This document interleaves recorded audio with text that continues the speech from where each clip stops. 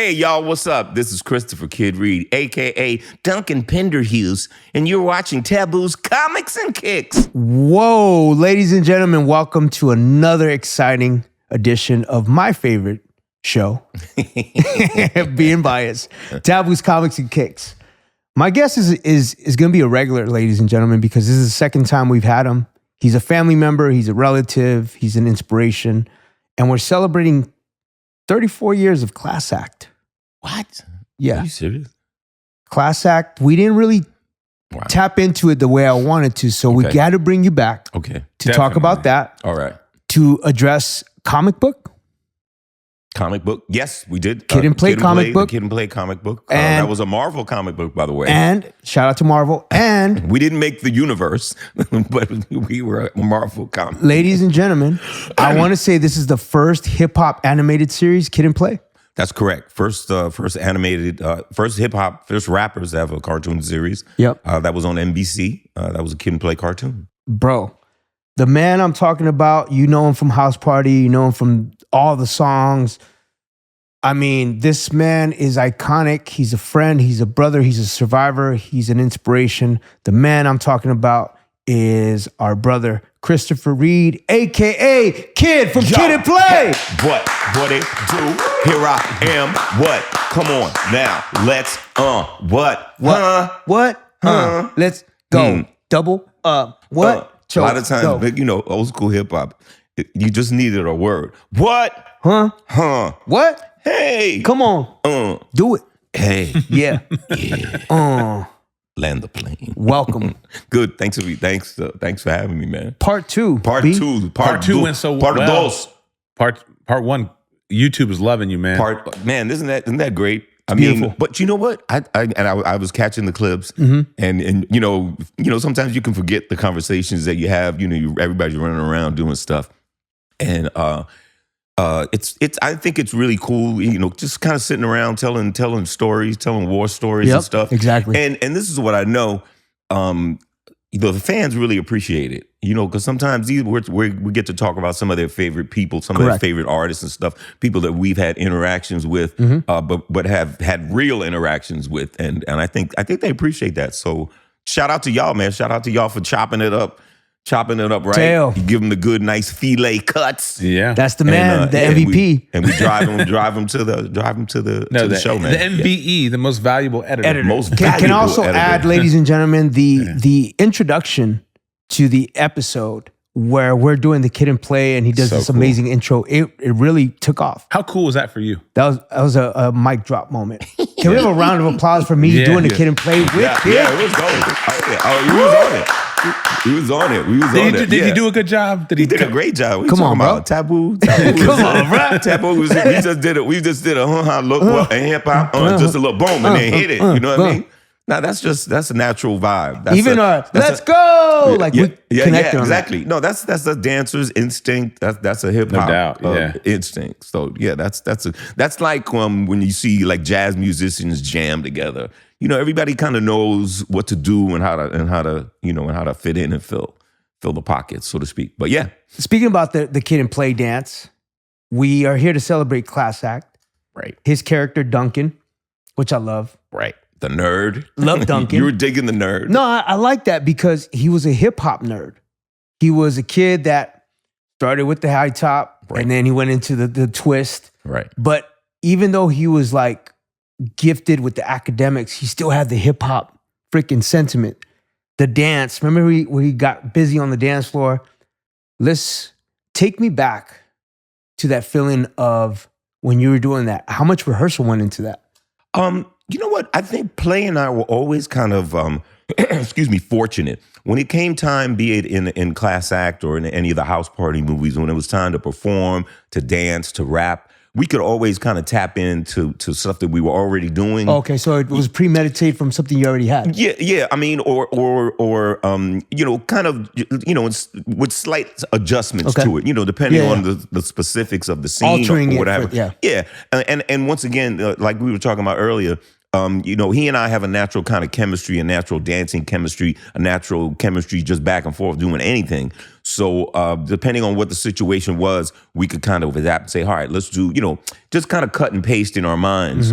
Let's get this move and put it with this and that, and that'll fill that 30 seconds. A lot of times, you have to fill in the time, and it's what the director wants, and that's something that we learned early on from the early house party days, that it's important to fit what we're doing, what we naturally do, into what the director wants, into what the overall theme and movement of the film is. So, with that kind of collaboration, and Class Act was a great example of that.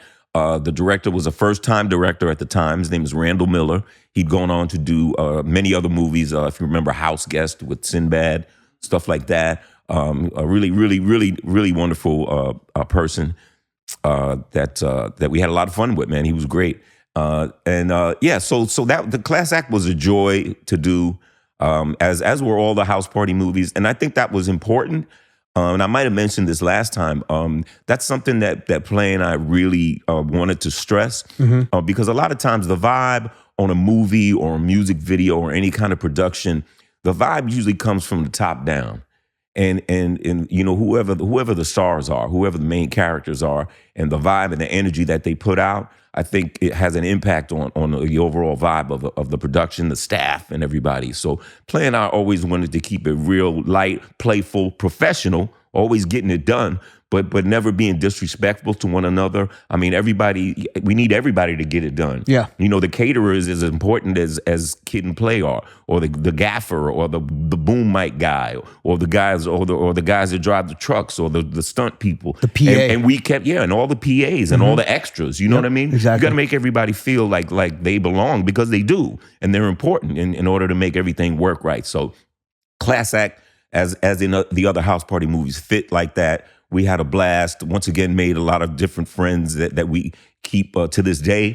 What a joy that was. I like that he said playful, ladies and gentlemen, because the fact is House Party was rooted like serious, but yet having fun, in the sense of the acting was serious. When you guys did Class Act, it was slapstick moments, like the car chase. That reminded me of like Buster Keaton, had like the freaking, Looney Tunes vibe, because you guys took that car chase and elevated to bring humor to it. Yeah, that I think about the colors in the movie, very colorful, over the top. Pajamas, yeah, everything was kind of over the top. The wax museum had us, we're in there. It's kind of like a Scooby Doo vibe. Yes. You know what I'm saying? Yeah. But that's cool. You know what I'm saying? And it's really weird. Over the years, Class Act is a film that has really, really aged well. People, obviously, House Party is a classic, cult classic, what have you. That's up there in the pantheon of hip hop and the black culture and what have you. But I tell you what, Class Act is the little movie that could, man. And it really has aged well. And so many fans come up to us and let us know, say, hey, man, I love House Party, but, man, I really was digging on some Class Act at the time, man. They could really identify with it. It was it was joyous. It was fun to them. And to be honest, and Play always goes on record and says this, Class Act is his favorite Kid and Play movie. He's told me that personally. Yeah. He did? Yeah, he's without a doubt. I picked him up from the airport maybe 5 years ago. He was coming into town. He had a show. He was doing his thing at USC for his dance film that he was doing. Okay, right around COVID. Picked him up. What dance film is that? Was it called I Dance or something like that? It was called his dance documentary. Play's dance documentary is called And I Danced. And it chronicles all the great backup dancers and entertainers and dancers from all the music videos in the 90s and the 2000s and stuff like that. People that if you saw, you thought, oh yeah, I remember that girl, I remember that dude, that were very instrumental, as you were talking about earlier, that the dancing element in not just hip hop but R&B was so important. Yeah. So he kind of went back, and it's almost like those documentaries they would do about the backup singers from Motown and stuff like that. People that don't get their due, but if you really think about it, they're very important in the whole kind of collage of what the culture is. So that's called it's called And I Danced. Yeah. And he told me. So he was taking that around. Yeah. So he did a screening at USC, and I picked him up and I went hung out with him, and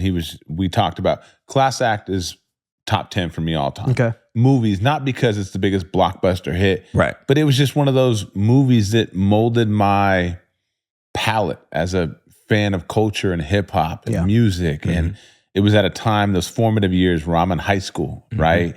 Yeah. And so we talked a lot about it, and he was like, yeah, B, that's my favorite too. I'm like, Yeah, right. I love He that. does. I love that he, film. He goes on record all the time. Man. Who out of all the actors, like who would you say became really successful out of the cast? Out of Class Act or the House Party movie? Class Act. Class Act.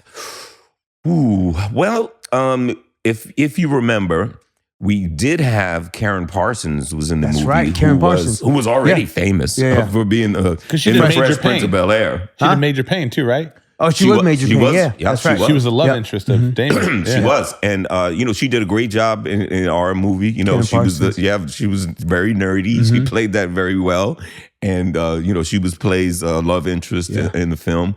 She's beautiful though. Yeah, and great. if you also remember, one of the teachers that played in the film was the old school classic actress, television actress Rhea Perlman from Cheers. Shout out to Rhea Perlman. Shout out to Rhea Sunset Park. Perlman. I Right? do remember Wasn't that. her and Danny DeVito? Yep, right? Sunset Park. They still together? Oh, I don't know. Really? All right. Hopefully, Look that rolling up. strong. Yeah. What's some sandwiches he be selling and stuff? Right. What's some sandwiches? DeVito. Not Jimmy John's. What's Jersey Mike. Jersey Mike. Jersey Mike's. Yeah, shout out to Jersey Mike's. Send some sandwiches over here, Danny DeVito. All right. Yeah, but Rhea Perlman. He's already ordering lunch for us. Yeah, let me get a ham and turkey club and You get a Philly cheesesteak. and a Philly cheese. All right. With mortadella. No. But yeah, we had Rhea Perlman in there. She was pretty cool. Actually, the guy that played, if you remember the bully, Wedge, my man, Lamont Johnson, really, really good brother, kind of reached out to me recently on Facebook to give me some blessings on what I was going through health-wise. He'd had some health issues himself, so we were kind of going back and forth on how we're living clean now and stuff like that. Why does he always remind me of Russell Westbrook? Who? The bully. He had a head like that, right? And the haircut too. The haircut, the head, Yeah. the gap in his teeth. I just always remember his black eye. He always looked all messed up. But this is the thinking. Look, when you go back and watch the movie, because this is what we were trying to do. The thing with Wedge, if you watch during the movie, his face gets progressively worse. You know what I'm saying? Like when you first see him, there's nothing wrong with his face. He's a mean guy. He's coming in. He's terrorizing. Yep. But then he keeps getting lumped up. That. So by the end of the movie, his face is just damn near distorted. Yeah. But it starts with a black guy. This and that. Then he got a knot on his head. Then he got, you know what I mean? So that was the goal, to progressively mutilate him. Yeah. I kind of feel like Martin Lawrence took a little bit of inspiration from that in one of his episodes where he had. So maybe, Martin. Yeah, I'm sure Martin was inspired by Kid and Play in a lot of ways. Yep. But yeah, I mean, I think, look, overall, not just Class Act, but if you look at the House Party movies, there's so many great actors that we got to be with. Obviously, Martin, Full Force was great. Tisha Campbell and AJ. Shout out to Tisha. Obviously the late, great Robin Harris, John Witherspoon. Just some incredible people. People forget Queen Latifah was in House Party 2. She was Tisha's girlfriend at college. So just some really cool people. I remember George Stanford Brown, the old school black actor who played a teacher in House Party 2. You might remember him from like Roots and, all kind of stuff, man. So it was really cool. Oh, another cat that was in House Party 2 was, if you remember the Rocky movies, remember Apollo Creed, right? Remember he had the trainer, the black bald-headed black guy? Yeah, Tony. Yeah, he was in House Party to Cafeteria Dude. Yeah, I the remember dude. that. Yeah. He made me put on the plastic hat on the flat top and shit. Yeah. You know what I mean? Which was like some cool stuff because I think as we were doing that scene, I think I might have been the one that suggested it because we got the high top and I was like, nah. I said, let's just do it and I'll just put it on and it'll just, it'll look stupid and you know what I mean? So stuff like that. Once again, working with directors that that kind of let you listen to your suggestions and at least try it. You never know what's going to end up in the film, but we always appreciated and we're always lucky and fortunate enough to work with directors that allowed us to do, let's one more take. We want to try it like this or that. And sometimes the note or the idea wasn't just for Kid and Play. Sometimes if Play and I were on the side and we saw Martin or Tisha in the scene, we would make suggestions, something that they could do, so that would seem would be better for them. Because if they win, we win. The whole film wins. You know, that's another vibe that we tried to put forth in anything we were doing. Having success with House Party 1, did you ever think making these other movies about the back end? About like, yo, I know getting paid as a cast member, but now I've proven myself to have success. Now I can actually ask for a back end royalty.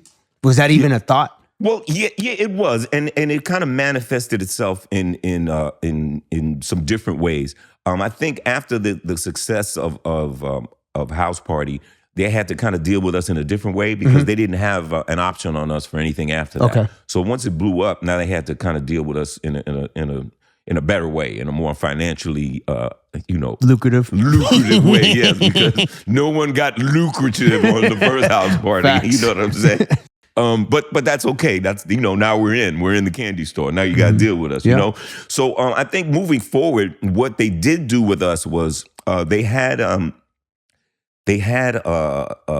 way of dealing with stuff so you could make money after the fact. What they did was, it was a term called bumps on the gross, which meant if the movie grossed a certain amount, then you get a extra amount of money. So if the movie made $25 million, you get X amount of dollars. If the movie makes $28 million, then you get X amount of dollars, $30 million, so on and so forth. So I think we were able to negotiate some deals like that, but not those great percentages that actors of today, the top tier ones are able to get, you know what I mean?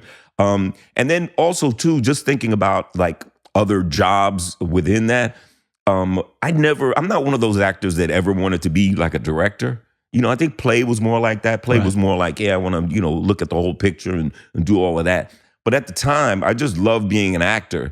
And I saw how difficult being a director is. You know what I mean? Director is like really, really a hard job. Exactly. You know what I mean? When that final cut, the day, I get to go home. You know what I'm saying? I got a driver. I got a case of beer in the trunk. I can go home and do whatever I got to do. The director got more work to do. The director got to watch the dailies. The director got to plan the next day. And I was like, man, that's way too much work for me. So I have a great deal of respect for directors, the directors that we worked with.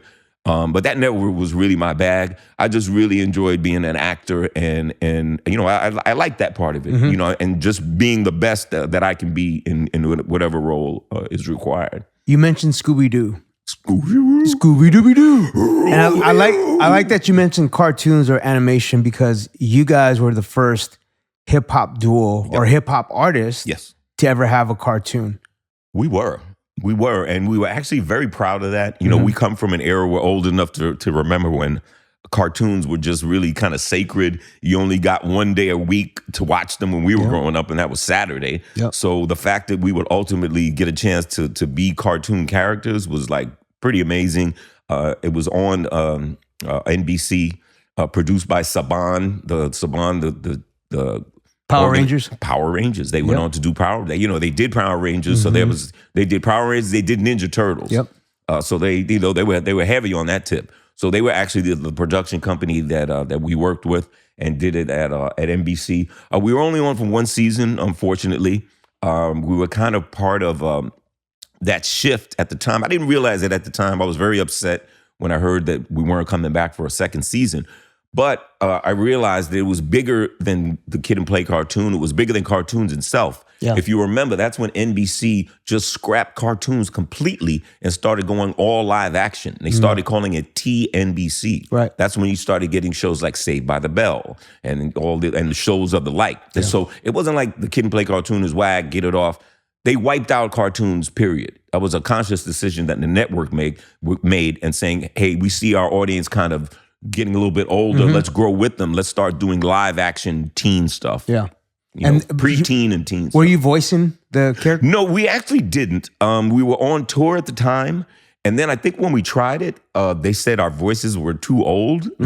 So, but that actually worked out. That actually worked out because what that allowed us to do was that allowed us to get some of our friends involved.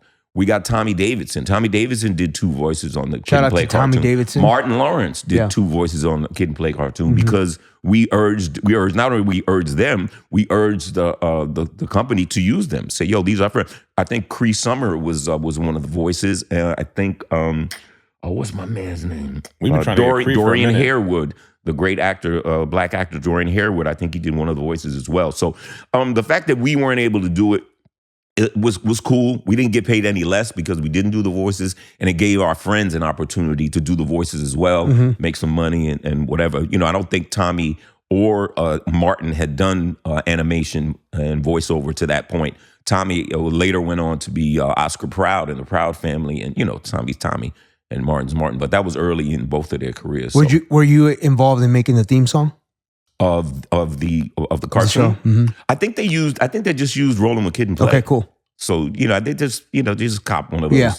And then which was cool. The way that they use your likeness, was there a fee for that? No, I don't believe so. I think and look, it's so weird when we look at some of the things that we did, and the way that it's monetized and made Correct. separate Yes. today. I see a lot of opportunities for that, but man, those things just weren't really on the table. They weren't, and if it was, that information wasn't passed on. Of course. You know what I mean? They don't let you know that you can break it down. You know what? On our last interview, we were talking about, going through the issues with Warner Brothers with my hair and everything for Class Act. Yeah. I saw a comment on it that said, something that had something to do with, you should have had 2 roles, or you should have got paid as an actor and for your likeness. To your point, we just weren't thinking that way, and but I'm sure today artists that do that, they step to the table saying, hey, boom, bip, bip. And these, and which is great for them because those are various different ways that you can get paid. Well, that's why I ask you, because I want to be able to inform and educate our young viewers, especially when it comes to likeness, when it comes to publishing, writers, knowing that when you get into this world of music and entertainment, a lot of times you're doing it because you love it, but there's also a business behind it. And I want to stay here for a minute because you guys were integral into seeing not only that you can make music, but you can be on feature film, you can do animation, and you also did a comic book with Marvel. You sure did. We did another achievement that we were really kind of geeked about, coming up from that era where comic books were amazing and, just captivated our minds and put adventure into our hearts and souls. So you said, yeah, man, Marvel wants to do a Kid and Play comic. We like, what? We like, yo, let's do it. And the animators were some they had some black animators working on it. Dope. Yeah, which Love was really kind of cool. So we got to rap with them prior to putting everything together, so they get a sense of us. And obviously Play is he's the guy that has the artistic kind of eye and stuff like that. So I think he kind of took the lead on that to make sure that our likenesses were something that we could that we appreciated. And it was, and we not only had us, we had our DJ Wiz was in it, Herbie was in it, so we were able to kind of get the squad in it as well and get them represented. Build the Kid and Play world. Yeah, the Kid and Play world, and I'm not saying that the Kid and Play comic book cured cured cancer or you know what I mean, saved lives. But it was kind of what we were doing at the time, just really cool, kind of positive stuff. Yeah. Kid and Play get into some kind of quandary or we got a problem or a misunderstanding, and we're trying to figure it out. You guys were heroes without capes, and I think it lends itself to storytelling. We start narrating through music and through experiences of how we grew up or see our environment. The fact that you can parlay that into storytelling in comics is special. That's how I feel, because Sure. Where's the Love is a narration of what happened during 9/11 and the feeling that we felt with the separation and the divide within people, and asking the question, where's the love within humanity? For you, what was that song that spoke to you that was like a story that you were telling? A Kid and Play song? Yeah. Ooh. Wow.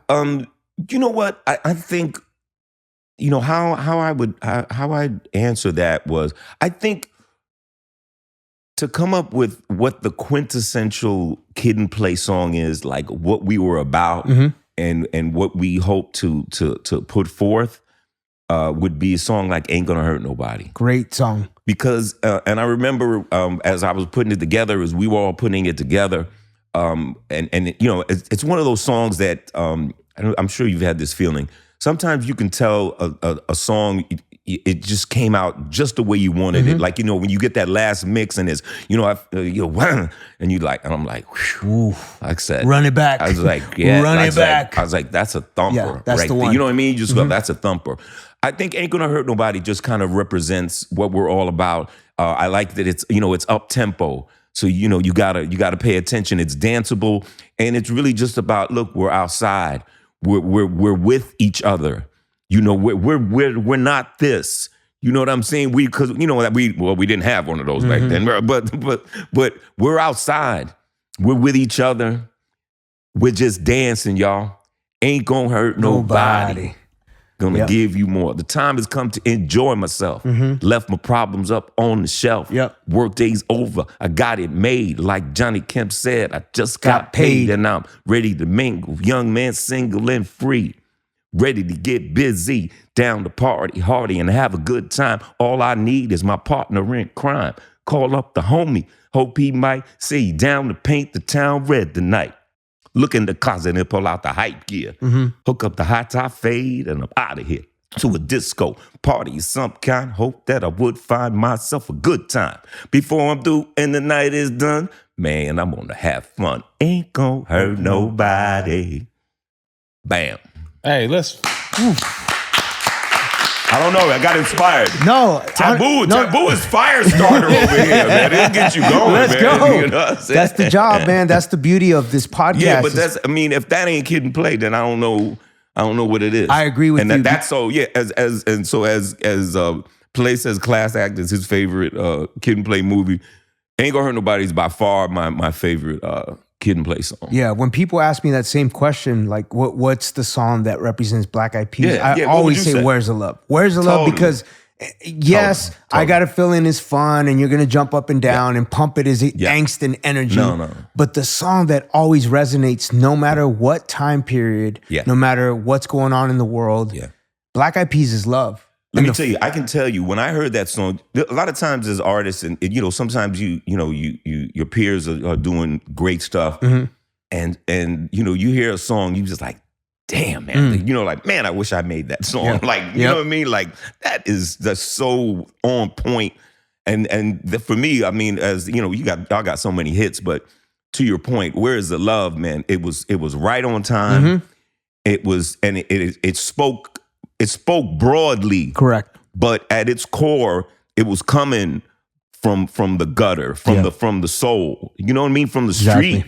Yeah, you know what I mean? But it spoke so broadly, and I love songs like that. I love writing songs like that, either for myself, for my group, or other people. I love songs that speak broadly. You know, it's called pop music. Isn't that short for popular? Exactly. Doesn't that mean the widest audience that you can possibly have? Yep. I mean, that's why I always admired y'all. I always admired Black Eyed Peas, man. Every time y'all came with another joint, I'm like, damn it, man, these motherfuckers on point, man. And did it again. Bro, we got another basketball arena banger. Oh yeah. And that's the beauty, is that the sauce was, let's go make something for the Lakers and the Dodgers and people rock stadium rockers, the World Cup, the NBA, finals or March Madness. I love the idea that you brought up sports, because I know you're a huge sports advocate. Yeah. Wait, can y'all do me a favor? Okay, I'm a New York Mets fan. Yep. All right, can y'all redo Where's the Love and call it Where Is the Runs? Where are the runs? We know we can't get enough. Home runs we ain't getting out. Where is the runs? The runs. Where's the runs? We got no runs.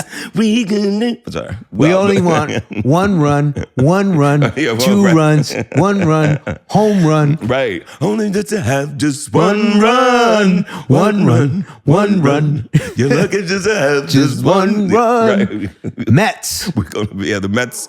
You guys have 10 wins. Come on, man. You know we lost 12 straight. Or 13 straight. Something crazy, man. With that lineup, whose fault? Okay, I don't know. I got a question. Whose fault? I think Stevie Wonder, Helen Keller was our general manager. Bad News Bears. Whose fault is it? Whose fault is it? Which player? I think you got to blame the general manager. No. Which player? Which player? Which player? You can't put it on one player. Or none of them are hitting. Soto got hurt. He just came back. Then when he came back, Lindor got hurt. You know what I mean? Nobody else is hitting. Bichette hit a home run the other night. He had a big hit. He hadn't been hitting. You know what I mean? We lost Diaz. I got a real question. Yeah. Does this prove that you cannot buy your way to wins like people think the Dodgers do? Because the Mets spend close to as much money as the Dodgers do. It's New York. They don't win. Well, yeah. Well, for years the Yankees did it, and they won. They were successful. Sometimes. You know what I mean? But the Dodgers, look, to your point, it's not merely throwing money at it. Right. You got to have the right. You got to have the right players. The chemistry. Spend it on the right players. Yeah. You know what I mean? The Dodgers do it. It's a combination of foreign talent, homegrown talent, free agents, internet. You know what I mean? Their GM, the people in their front office, they know how to do it. You want to be a Dodger fan? The Padres spend a lot of money. The Padres spend a lot of money and seem to come up short each year. Yes, to your point, it's not just about that.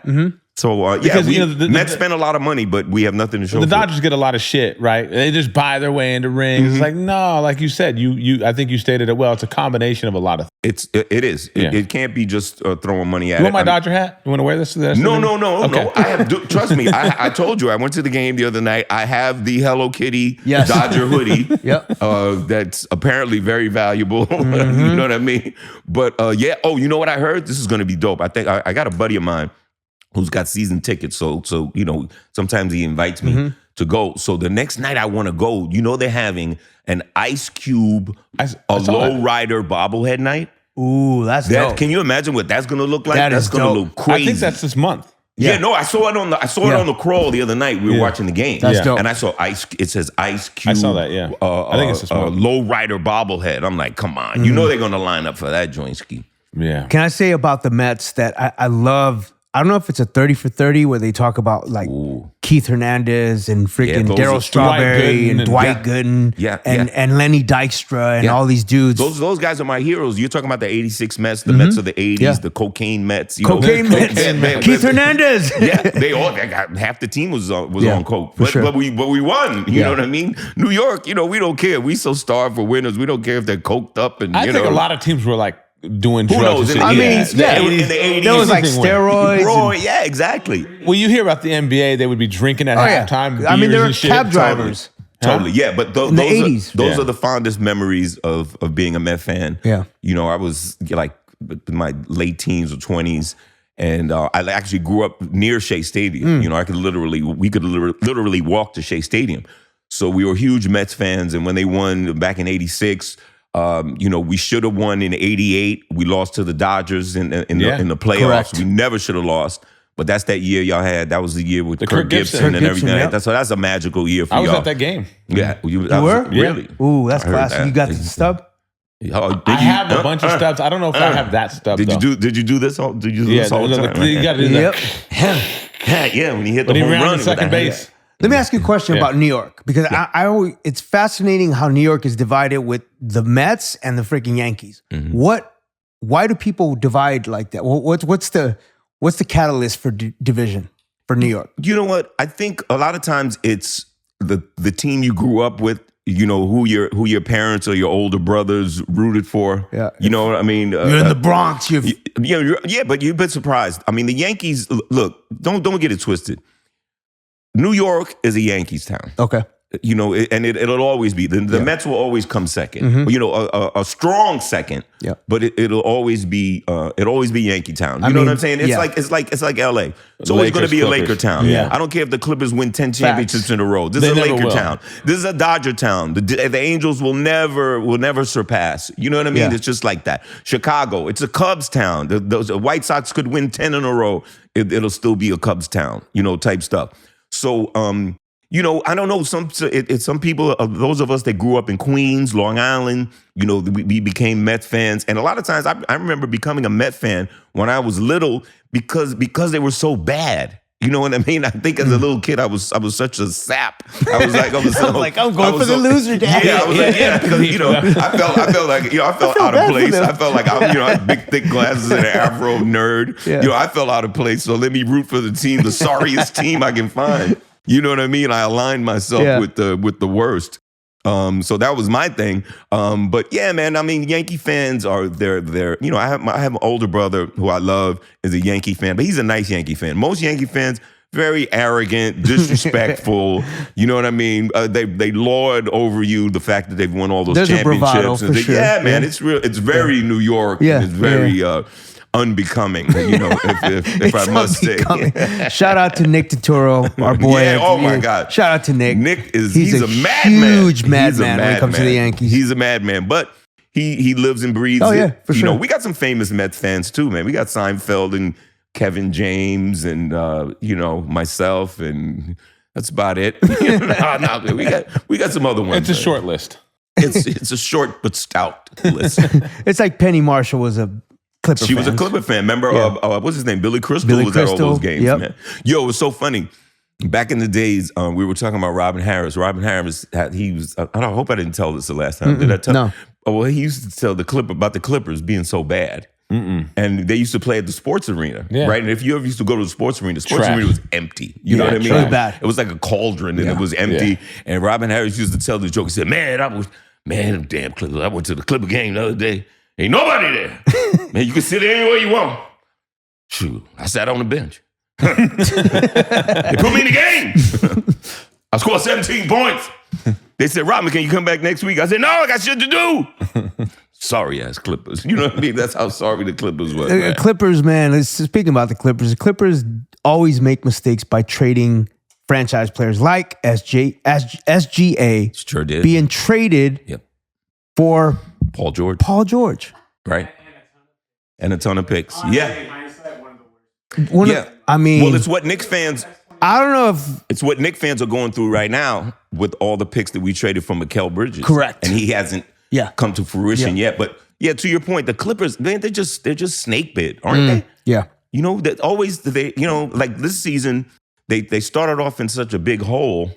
And that they finally got out of it, but then, you know what I mean? It takes all that to kind of catch up and get back even, and then you kind of fade at the end, and they traded Harden. Harden did his sayonara. He's like, I'm out of here. Like he always does, you know what I'm saying? Harden's going to harden. Yeah. And then that's, that takes you off track a little bit. But I don't think you can win with Harden. Harden doesn't win. Yeah. Well, they got a beautiful arena, though. I went there a couple weeks ago. Into it? Into it. Yeah. I was into it. They spent a lot of money into it. I was into it. A friend of mine had the hookup.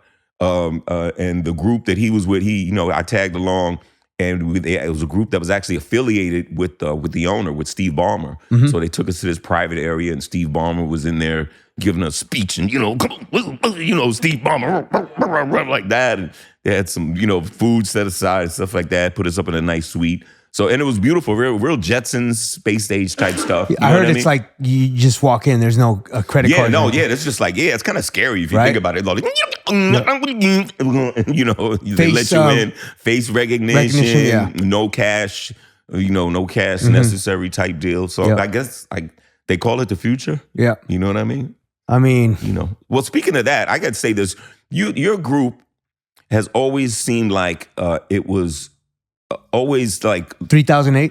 Yeah, and like not ever scared of the future, embracing the future, walking toward the future, which I think is a smart thing. I mean, sometimes particularly in hip hop, you can get down and be like, no, this is the way it is, and this is the only way, and this is the way I started, and not evolve. And I think sometimes when you do that, you kind of get left behind. Yeah. And I think that's happened to a lot of groups in different situations over the years. But you guys are always forward thinking and thinking about that. It kind of reminded me of Prince. You know, Prince was always like moving forward and embracing technology. And he was one of those R&B cats that didn't disparage rap and didn't run away from hip hop. He kind of embraced it and tried to work it into what he's doing. So yeah, you guys always kind of on that futuristic tip. But I think that's, it was a smart thing for y'all. It was on brand, and it lends to your kind of global reach, appeal. Yeah, man. Well, that's a testament to Will's leadership and him always wanting to be a nerd about robotics and tech and AI and freaking CGI and AR, virtual reality, all the things that back in 2010 he was speaking on, and then came to fruition years later. Yeah, man. No, now, did I understand that he's involved with Suno? He's doing stuff with Suno? He is doing stuff with AI. Yeah. Well, that's one of the things. I actually, that's one of the things that I started kind of messing with that too. You know what I mean? Because, I have some good friends. Because, like I said, there's part of this hip hop contingent that's like, yo, man, we don't. But you can get left behind. But I spoke to some of my producer people that are just like, no, man, AI, it's a tool. Yeah, it's a tool. just like everything else. For sure. It's just like the thing that gets your voice right. Yeah. Or the thing that, somebody the other day, they had Drake's original vocals from that song One Dance. I need a one dance, got a hand. So he played Drake's original vocals on it, and it sounded crazy. And this is a white dude, a really nerdy kind of white dude. He's got the thing all in front of him, and he starts breaking it down. Here, we use DSS, and we use the thumb, and the T2000, and I need a one dance, gotta singing by hand, one more time before I go. You know what I'm saying? He's just like, God damn. Yeah. Kid, you should think about acting. You got a good personality. Maybe. Right. You would be pretty good. You're pretty good. Maybe acting, maybe animation. Music. Shout out to Aqua Talent. Just signed with him. All right. Oh, you did? Congratulations, man. Oh, let's get a round of applause for that, man. Aqua Talent. Yeah. Aqua Talent. Yeah. They got a theatrical side, a commercial side. I signed with them recently. So, expect me in the background of your favorite detective show. That's me right there. You can see my hair right there. Yeah. There's a dead body. I'm in the background. Right. Just overacting, shaking your head. Yeah, I know, right? Yo, one time I had to do some TV series. I forgot the name of it, but it was a really, really small role, man. I was trying to do my thing, man. You know what I'm saying? I was like an EMS technician or some shit like that. And I'm in a scene with, you know what I'm saying? I'm just like, really? God. And like, man, these baby mamas don't pay for themselves. All right, I'll do it. You know what I'm saying? So I had to do the scene with Paul Sorvino. Oh, the great Paul Sorvino. Yeah. You know what I mean? Yep. I forgot to name the TV show, but anyway. So I'm in there, and it's just like really, really short lines and stuff like that. And sometimes, having done, really a myriad of different stuff, sometimes you can have trouble when the thing is like really short. Because you're just supposed to deliver it. Don't overthinking it. You know what I'm saying? So I'm in the back like, I'm thinking about the lines. The lines was something like, yeah, he was like that when we got here. You know what I mean? So I'm thinking about simple. Yeah. He was like that when we got here. He was like that when we got here. Yeah. He was like that when he got, you know what I mean? I'm just overthinking it. You know what I mean? So I don't know. But speaking about overthinking it. Shout out to Paul Sorvino, the late Bronx Tale. He was in Bronx Tale. Paul Sorvino. He was the mob boss from Bronx Tale. Was he in Bronx Tale? He's in Goodfellas. Was he Goodfellas? Yeah, he was in Goodfellas. Can we get that? Can we get a check on that? Yeah, he's in Goodfellas. Oh yeah, it was Goodfellas. Yeah, Sorry, wrong movie. He was great. He was great. I mean, he was in so many mob things. You know what I'm saying? Yeah. He's been in a million things. So speaking about, I want to stay in sports. Okay. There's two LA football teams, and one of them will always be a San Diego team. Mateo. True. The Chargers. Yep. The Chargers. That's right. They will. I used to go to games in San Diego at Jack Murphy Stadium. Does that exist still? No, I don't think so. It's a football. What did they do there now? They did like a semi demolishment of some of the stadium. So it's the soccer stadium now, right? Yeah, but it's still there though. I used to go there back in the days. I had a friend of mine who played for the Kansas City Chiefs. the late great Derek Thomas. Oh, DT was DT was yeah. that was the homie. And anytime the Chiefs would come out to LA to play the Chargers, Tell them about Derek Thomas if they don't know. This moment, he was an Derek animal. Thomas, 5'8", Hall of Famer. DT, one of the greatest pass rushers of all time, Kansas City Chiefs, and an even better person, a wonderful person that died tragically in a car accident while he was still, he was still in the league. Yeah, I remember. So when DT would play, when they were playing the Chiefs, he'd give a holler, and we'd go down to San Diego, and I'm telling you, it was like 60-70% Chiefs fans. You know what I mean? And it was always kind of known. It was a known, not a secret, but it was widely known that San Diego fans, they give up their seats like crazy. You know, when the Raiders played, forget about it. They dominant. You know what I'm saying? That's a Raider home game. Steelers too. Shit. You know what I'm saying? But guess what? Right. But both teams, both the Rams and the Chargers kind of have that problem now. Of course they do. I mean, go to a Rams game when they're playing the 49ers. My 49ers. The 49ers I mean, it's dominated. red. It's I will red. say this: the Rams at least won a championship. They did recently. Yeah, and they're competitive. And they're always competitive. They're competitive every year. They cheated. He's a 49ers fan. Cheated? So Oh. he's a 49ers fan. So you get it. What happened to your draft this year, man? Your draft was Tell like me, I don't know. I think weirdo. I put us. I don't know if you saw my Instagram story. You I'm did. like, I don't think we wake up till the 5th round. No, I don't know. I don't know what the fuck we're doing. I don't Round know. 1 through 4. I'm like, what are we doing, Bro. Yeah. Who's You know what? drafting? I went Like to some- the draft. Well, this year was in Pittsburgh. I went last year. Yeah. It was in Green Bay.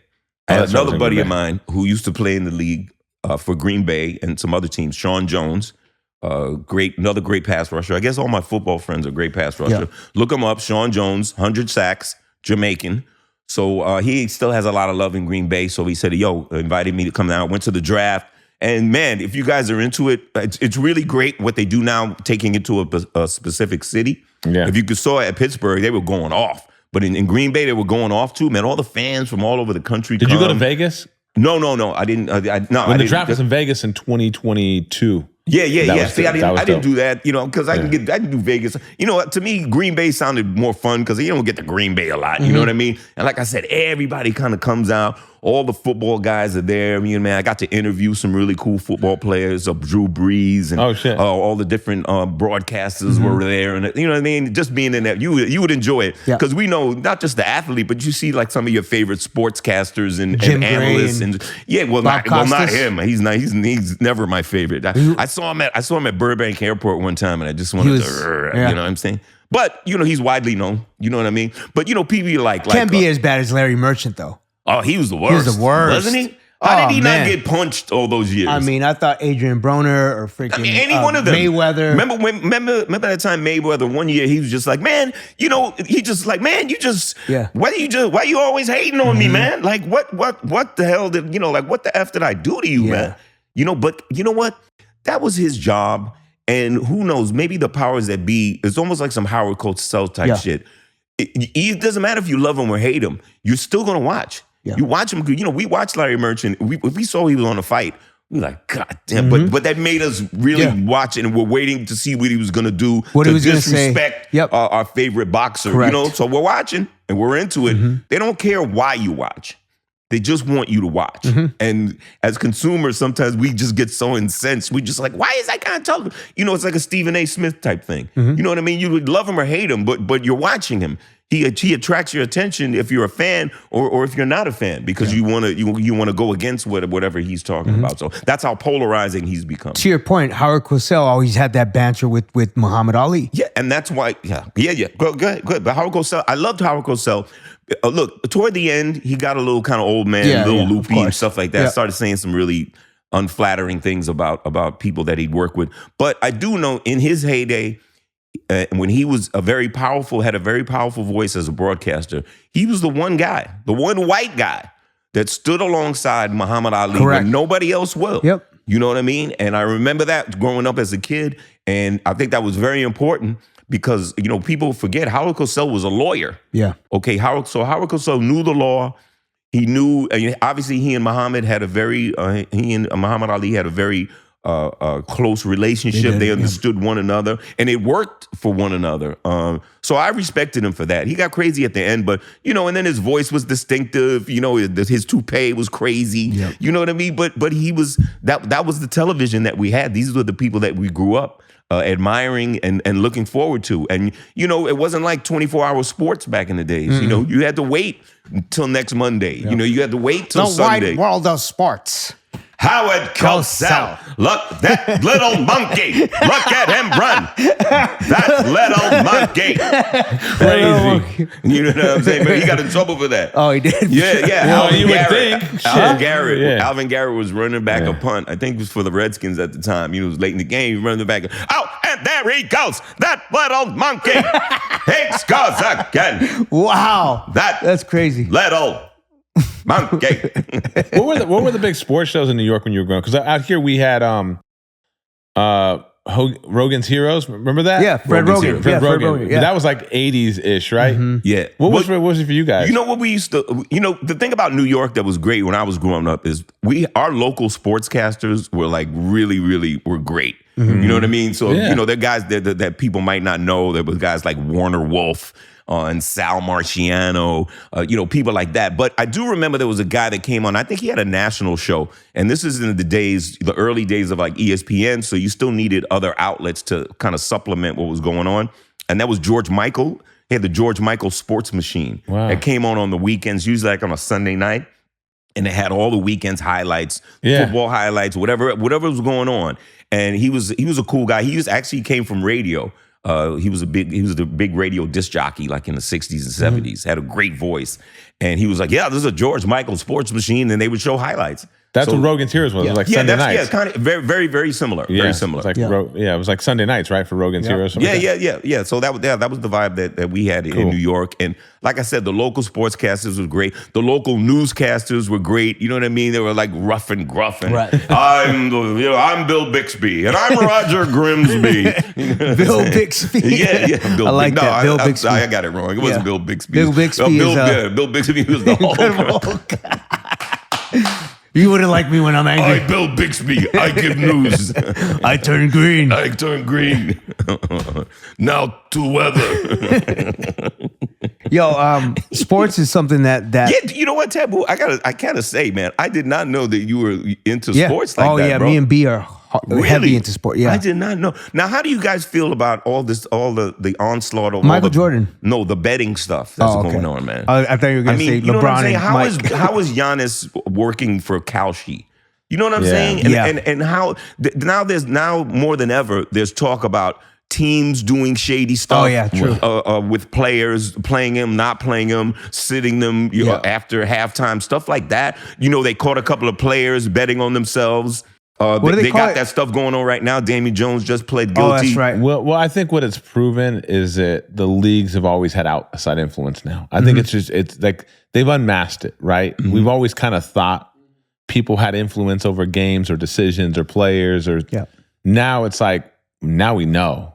It's kind of like we always thought the government was a little shady, and now we just know. Mm-hmm. You know what I mean? It's like they're just like, fuck it. What are you going to do about it? Yeah, I don't know. See, well, I'm glad I never got into like betting or sports betting or gambling in that regard. You know what I'm saying? I just love sports for the love of the game. Yeah, and I do. root I'm for my team and stuff like that. But but the betting it's bigger than ever. I mean, look, it's completely consumed ESPN.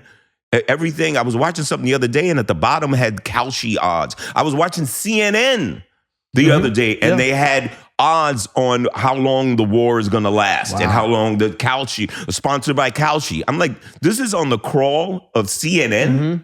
Are you kidding me? Oh, you can bet on everything. I know, but why is it on the crawl of CNN? Because now that means you can't trust the news. We've always known we can't trust the news. Well, yeah, but they're so blatant with it now, bro. That's what I'm saying. The mask is off of everything. The mask is off. The mask is off. But it's still wrong. Like this is off. That's still wrong, man. Right. But who's going to do something about it? That's how they feel. Who's going to do something? It's like, what are you going to do about it? The Black Eyed Peas are going to do something about it. Where is the love? Part 2. European tour coming up. European tour coming up. I'm excited about that. Shout out to Croatia. Shout out to the tour. We're going to, like UK. We're doing Eastern Bloc, which is very, Got to be mindful where you go in the Eastern Bloc, especially with the war and all. Yeah, for sure. Okay. You have to be mindful that there's still situations happening. So you have to move with caution. Yeah, move with caution. But those fans must be they're very fervent. Amazing fans. Shout out to our European tour. Can't wait to come to Brazil. Hopefully we can do that soon. What's Brazil like? It's amazing. We performed in front of 1 million people in 2006. That's in Ipanema Beach. Ipanema. And we didn't even have I Got a Feeling. Did you see the girl from Ipanema? Ooh. I didn't even have I Got a Feeling at that time. This is just Where's the Love. Yeah, I bet that was a lot of love. The closing record. Brazil is one of those places I was scared to go. You know, because I feel like, you ever see that movie Harlem Nights? Oh yeah, remember that? And then the guy was he was dealing with the prostitute Sunshine. Yeah, and he calls up his wife. Yeah, hey, how you doing? I'm never coming home. That's how I feel like if I went to Brazil. I would call my girl. Hey, how you doing? Yeah, I'm never coming home. Speaking about Brazil, favorite soccer player: Pele. I'll give you 3: Pele, Maradona, or Messi. You know who my favorite soccer player is? He is a Brazilian player. Mm-hmm. Was Ronaldo. Oh, Ronaldo. Yeah, I see. Because I liked him because he was like chubby. Yeah. He was like chubby. Ronaldinho. Yeah. No, not Ronaldinho. Ronaldinho was dark skin. He was before. Yeah. Ronaldo was after. Oh, he was after. Okay, cool. No, Ronaldo, not Cristiano Ronaldo. No. Ronaldo. Just one word. Yeah, one word. Yeah. Ronaldo. He was kind of chubby. Mm-hmm. You know what I mean? Yeah. But he's a top goal scorer, man. He's got records and whatever like that. World Cup records and stuff like that. Yeah. And I liked him because, you know, year after year, they'd be like, Ronaldo, he doesn't have it. He's out of shape. And he's just, and he's still like, you know, moving and grooving. So I kind of liked him because, and I like Cristiano Ronaldo. He's typical, you know, he's, you know, Adonis-like and whatever like that. So, you know, I never liked him. He's box office. You know, something about him always kind of rubbed me the wrong way. Yeah, I know. I liked him. Because I know it was like Ronaldo, Messi. I'm always like, I'm going more Messi because he just seems more likable. He's just not a guy. He's just not a guy you want to hang out with. You know, I was gonna talk about this in my stand up. Mm-hmm. I was like, I hate hanging out with those. You know, if he has like celebrity friends and stuff like that. I hate hanging out with like the really really good looking ones because nobody pays attention to you. Like when I would hang out with like David Justice. Yeah. Oh. You know what I'm saying? Now you hang out with David Justice. You just like no one's paying attention to you. Now, all the women are like transfixed. You know what I mean? David Justice you ain't getting none hanging with DJ. David. We love you, bro. You know what? I'm not hanging. I love David Justice. He's in San Diego, by the way. He is. Well, shout out to DJ. We used to do our baseball podcast, dude. I would go. Right. Yeah, DJ did our baseball. Anytime I would hang out with a David Justice in like a public setting, forget about it. It'd actually be kind of fun just watching women short circuit. You know what I'm saying? Just watching them. Clip this. Just watching them be. You know what I'm saying? The pursuers and stuff like that. But yeah, man, you ain't getting none. I mean, Rick Fox. What are you hanging with Rick Fox for? Huh? He's obviously going back to like the mid-90s in his brain. The thing about it is about the Rick Fox and the David Justice. Derek Jeters. They don't lord it. You know, they just like, you know, hey. It is what it is. Yeah, I'm gorgeous. What kind of, you know what I'm saying? Like, you know what I mean? They're just like, they're like all shucks about it. I'm gorgeous, yeah. They're like JFK Jr. about it. You know, like, hey, you know, this, you know, welcome to my life. I'm just like, yeah, welcome to my life. You know what I mean? So, Another guy so don't like hang around with other celebrities that look better than you. I need to hang out with, I don't know. Vern Troyer. You know what I'm saying? Peace to Vern Troyer. Vern Troyer, rest in peace. I know. Rest in peace to Vern Troyer. Smallest tombstone ever. Sorry. We're having a blast with my man Kid. I like that we tapped into the sports, B. We were celebrating Class Act, but we got into a space of sports. I want to say something because I know I said a comment about the Chargers, our boys from San Diego. The Chargers were the only football team recently to embrace me and to welcome me into the stadium. I actually rang the siren. So thank you, Chargers. Thank you, Chargers Nation. Shout out to the Chargers. They treated you nice? They treated me great. Yeah, that's the hospitality. And you know we have a big partnership with them too. We have a partnership. CTG has a big partnership. So thank you to SoFi. Thank you to the Chargers. That's what's up. Yeah. Okay.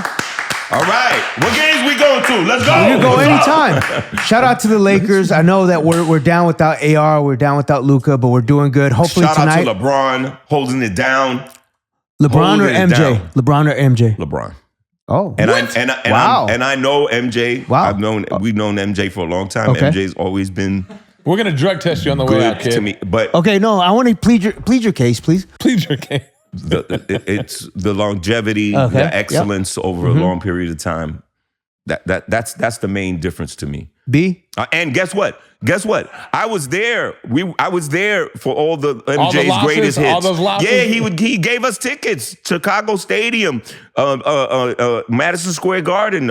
Play and I were at a lot of those games, man. I've been to his house. I knew his family. That's dope. You know the kids. Does he You know what I'm know- saying? We would come to Chicago. Me and one of his other North Carolina buddies. We would come to Chicago. We would drive his cars. One of his cars. Does he know and once you they know betrayed he had him? all the vanity plates, so, and all the cops, they knew the plates like Air 23, MJJ, MJ23, Air 23. So if you had one of those cars, nobody bothered you. The police didn't bother you. You could do donuts on Michigan Avenue, and they just like, I was one of Jordan's cars. You know? Jordan. So, we love Jordan. Had ate at the restaurant back in the days, all this and that. And so I was there. We were there for that. Yeah, because he had the steakhouse in Chicago for a while, right? Yeah. Michael Jordan's restaurant. Michael Jordan's It was restaurant. Yeah, I awesome. remember that. We would go there too. That was a great time.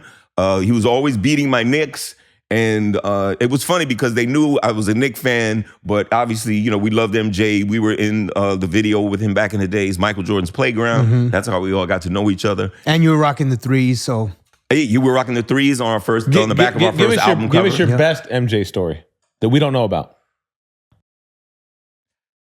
I can't tell you that one. Okay. Not that one. I can tell you that one off camera, man. I can't. You know what I mean? That one I can't. Okay, give us a second best.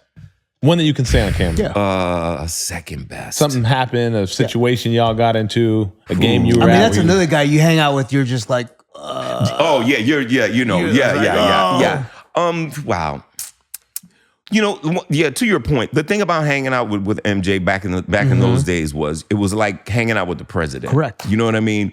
And but in a cool way. And once again, MJ he didn't lord that over you or his friends. He was just like, yo, let's y'all, everybody, let's everybody get the benefit of my aura, of my existence. You know what I mean?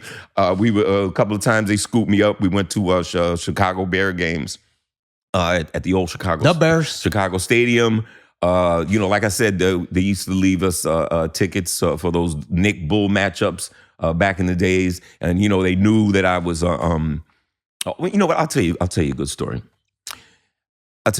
So, like I said, we were going to these games. We're in New York. I'm still living in New York, and the Bulls are coming to the Garden. So I'm going to the games. And back then, I was Steve Stout was kind of like my protege, at the time. He was the coming label up. guy, Steve Stout? Huh? The guy that worked at the labels? Steve Stout? Yeah, Steve Stout. Yeah, Okay. Steve Stout. I kind of gave birth. I kind of birthed. You did? Steve Stout. Yes. Ooh, back that's in a the good days. story too. I want to hear that. Yeah, that's a whole nother. But he's in this story. So and we hung out. We were hanging out quite a bit. So I'm going to the Knick game. So I bring Steve Stout with me to the Knick game. Now, recently, somebody had given me a blown up photo of me playing basketball against MJ. They took it from Michael Jordan's Playground. We were playing one-on-one. Everybody got a chance to play one-on-one with MJ. And I did as well. So they got a picture of me, like, he's got the ball and I'm trying to D him up. It's like a really cool picture if you're an MJ fan. That's so cool. And so I had it and it got blown up. And it was Steve Stout was urging me. He said, yo, you should bring it to the Garden and get MJ to sign it. And at first I felt kind of weird about it, but he was, nah, man, you should do it. You should do it. So I was like, all right, so a thing, I got it in the thing or whatever. And I bring it to the Garden. We go to the game and it's after the game, we get up and whatnot. And I got it with me. And I think I got to the point like, hey man, I was thinking maybe you could, put a little something on this. And MJ just kind of gave me a look. He gave me a look. He didn't say anything, but the look was like, like, bruh, like, you know me. Like, you know me. You know my mother and father. You've been to my house. You know my kids when they were he didn't say any of this. Just the look. But yeah, he's just like, really? Not like mad or mean or anything, but just like, really? And then this is like a frozen moment in time. This is happening in mere seconds. But, when I look back at it now, I was just frozen. And I was just like, and I just felt like stupid. and I put my shit away, and I was just like, yeah, like why am I doing this? You know what I'm saying? I don't know. Maybe I can't blame it on Stout to be like himself. You know what I mean? He was a little bit of a battery pack in my back to get it to that point. But I think I learned a valuable lesson, and it's something that I deal with now. You know, with some of my friends when they come and they talk about this or that, ask for this or that. I was like, bruh, like, you know me, you know what I mean? And so, and with famous friends that I have to this day, you know, people ask me, man, why don't you do this with this? And why don't you get this from that? And I'm like, no. I was like, I know him. Yeah. And he knows I know him. We know each other. We got something that's bigger than an autograph or a thing on the wall. You know what I mean? And in that moment, I kind of learned that. You know what I mean? I just kind of put my little thing away. I think it's kind of like there's a middle ground to that. Very sheepishly. I would. Do you get what I'm saying? I concur because I had that moment with Kobe Bryant. Yeah. We had just did we performed at the Staples Center. Kobe and his family came, watched the Black Eyed Peas. And we built a friendship with Vanessa and Kobe. And, you know, Vanessa's like, hey, you should bring your family to Disneyland. We're going to be at Disneyland. So I take my wife and my two sons. My son Jimmy was a baby. We go, mind you, Black Eyed Peas is Staples Center, Grammys, all that stuff. But the Lakers had just won the championship. So Kobe's Kobe, 2010 Kobe. Right. So the whole park was Top just of the world. Kobe. Right. And I'm excited. I'm Laker fan. Like, you know, I'm just feeling the energy of VIP Kobe. Totally. Kobe's like, yo, this is family. I'm like, back then I had like a little small phone. I'm filming us, filming the daughters, not knowing how private Kobe was. I think I told you this story. Yeah, you did. And he calls me. He's like, Tab, you know, we had a good time. Bryant's appreciate the Gomez, blah, blah, blah. And he says, but you know, there's one thing that I would appreciate. I was like, what's up? He's like, I need you to erase the videos you took of my daughters. I'm a private man. And we know each other. It's family. And that moment, he checked me in a very family way. Yeah. Like, Tab, we're here together. Right. And how did you feel in that moment? I felt like and you feel like, what's the word? The word is like little. You do feel little, but the word I'm thinking for is embarrassed, like maybe. Like I don't know, like unaware. Like I was, I was. You know what I mean? You were unaware. Yeah. And you didn't mean anything by it, but you know, So, and the fact that Kobe was like, Tab, like, you know, we're family. Like he let me know we don't need to do all that because you're already in the circle. Yeah, man. You don't need to act like you're a fan. In the outer circle, you're in the circle. So it's all love, but you know, I'm protecting my daughters. I don't want no one else to be posting my daughters like that. Especially when we're having fun at an amusement park, that's our time, and we invited you on our time. Mm-hmm. So I was like, "Yo, Kobe, I'm sorry about that, brother. Like, I'll erase it. I won't post it." Right. He's like, "I appreciate that, Tab. I just wanted to share that from one dad to another," and that was a mic drop. That's why I love Kobe Bryant. That's why I love Vanessa and the family. Because he taught me a valuable lesson about the love and the you know, he values his privacy with his daughters. And don't you? Of course. And the fact that he was a brother enough to be like, Tab, you're already in the circle. Yeah. Oh no, yeah. Man to man. Man to man. As father to father. Man to man. Yeah. Yeah. So so it was similar. Mm-hmm. And like I said, with MJ, it was just a look. It was like, and I was like, what am I doing? What am I doing? I'm a weirdo. Yeah. You know what I mean? I know this guy. You know what I'm saying? I drive his car. Yeah. What am I doing? I've chased holes with him. What am I doing? Shout out to MJ. Well, I think there's a time and place. That obviously wasn't the time or place at the game. You know what I mean? Like maybe you're chilling. Man. Like I said, man, you know, look, if you ever met Steve Stout, he can be a battery pack. You know what I'm saying? He's very, you know, at that time, he's a young man in a hurry. And you know what I'm saying? And guess what? I can't even blame him. I brought it with me. I had that intention, but it was wrong. Yeah. It was wrong to do. But it taught me a very valuable lesson a personal lesson, a personal rule that I have that I abide by, and that's respecting your other celebrity friends or whatever, or friends period.